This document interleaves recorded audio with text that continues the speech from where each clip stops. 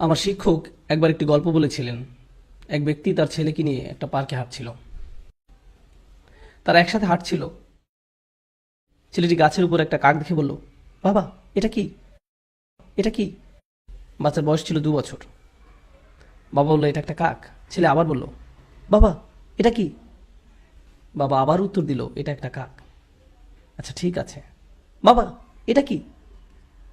বাবা বলল, এটা একটা কাক। ও, কাক, এটা কি? এটা একটা কাক। এভাবে 10 মিনিট ছেলেটি বাবাকে প্রশ্ন করে গেল। বাবা 30 বার উত্তর দিলেন।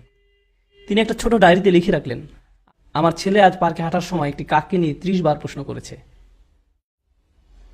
যেটা ছিল পৃথিবীর সবচেয়ে সুন্দর জিনিস। 30 বছর পর ছেলের বয়স এখন 2 বছর না, তার বয়স 32 বছর। বাবা ছেলেকে ফোন করলো, আমি কি তোমার কাছে আসতে পারি? ছেলে উত্তর দিল, বাবা, এটা ঠিক দেখা করার সময় না। বাবা বললেন, আমাকে কিছুক্ষণ সময় দাও, আমার 10 থেকে 15 মিনিট দরকার, শুধু এইটুকু সময় হলেই চলবে। চলো গাড়িতে করে বের হই, তোমার সাথে কিছু ব্যাপারে কথা আছে।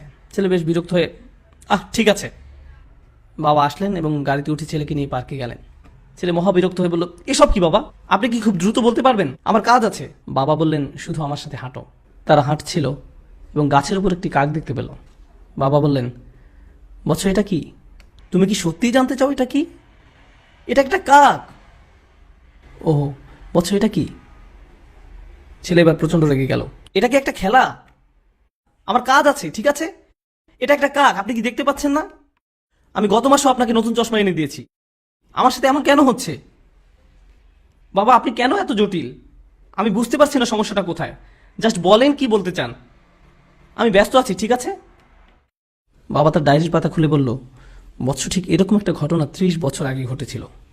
আমরা এই পার্কে হাঁটছিলাম, তুমি একটি কাক দেখেছিলে। তুমি 30 বার আমাকে এটার সম্পর্কে জিজ্ঞেস করেছিলে। আমি প্রতিবার হেসে উত্তর দিয়েছিলাম। আর এখন তুমি দ্বিতীয়বারও উত্তর দিতে পারছো না। আমরা আমাদের পিতামাতাকে কি দিচ্ছি? মূল বিষয় হলো, আল্লাহ প্রথমে নিজের কথা উল্লেখ করেছেন, তারপর পিতামাতার কথা উল্লেখ করেছেন।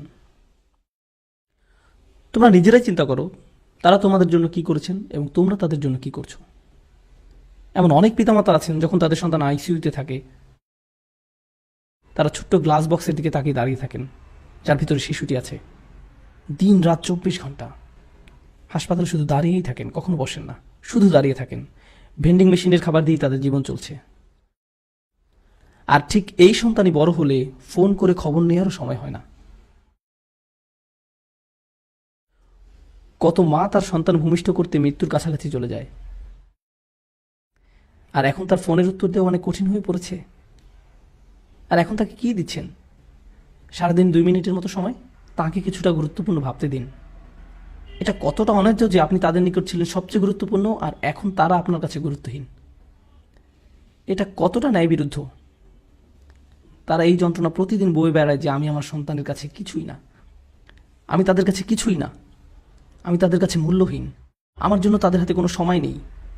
কোনো কিছু আপনার কাছে মূল্যবান মনে হলে তাতে আপনি সময় দান করেন। বেশিরভাগ ক্ষেত্রে এই সময় আমরা পিতামাতার কাছ থেকে দূরে সরে থাকতে চাই। আপনি আপনার বন্ধুদের সাথে থাকতে চান, নিজের মতো করে থাকতে চান, মাতা পিতার সাথে থাকতে চান না। এই বদ অভ্যাসটা আপনিই বাড়তে দিয়েছেন, আর সময়ের পরিক্রমায় এটা আরও খারাপ হতে থাকবে। আমাদের পিতামাতা অনেক অনেক বেশি আবেগপ্রবণ, তারা খুবই রক্ষণাত্মক।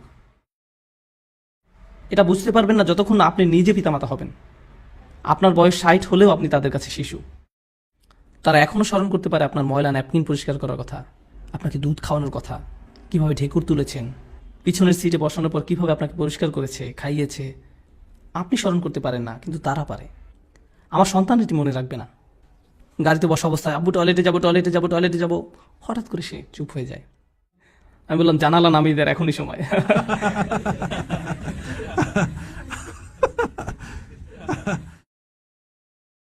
তারপর সে বলা শুরু করলো, আমি ঈদে কোন খেলনা পাবো।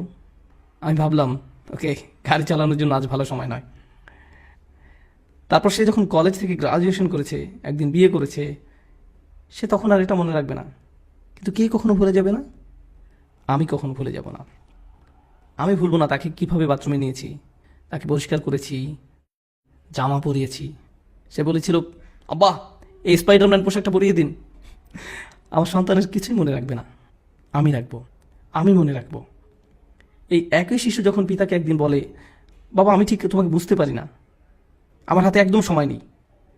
এটা আসলেই তাকে দুঃখ দেয়, এটা আসলেই তাকে দুঃখ দেয়।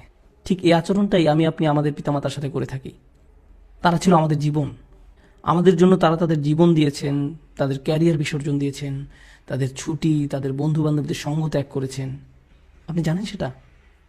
আমি এটা এখন জানি, আমি তখন জানতাম না। আপনি আসার আগ পর্যন্ত তাদের জীবনের এক ধরনের পরিকল্পনা করা ছিল, আর আপনি আসার পর আপনি হয়েছেন তাদের পরিকল্পনা, আপনি তাদের সব কিছু। এখন একটা কিছু আপনার মন মতো না হলেই আপনি রাগান্বিত হয়ে পড়েন, কিছুই শুনতে চান না, তাদের সাথে রেগে কথা বলেন। আমরা এখানে এই মুহূর্তে ইসলাম নিয়ে আলোচনা করছি না, আমরা শালীনতার কথা বলছি। তারা আপনার জন্য কি করেছে আর আপনি তাদের কি ফিরিয়ে দিচ্ছেন, এটা খুবই অন্যায়, এটা খুবই অসমীচীন। আমার বাবা এত বিরক্তিকর, আমার মা এই, তারা সবসময় রাগী, তারা কখনো সুখী নয়, তারা এই তারা সেই। কিন্তু আপনি কি, আপনার অবস্থা কি? আমি আপনাদেরকে বলছি, আমি সব সময় এটা বলার সুযোগ পাই না, যদি আপনি আপনার বাবা মার দোয়া না পান, আপনার জীবনে কোনো কিছুই ভালো হবে না।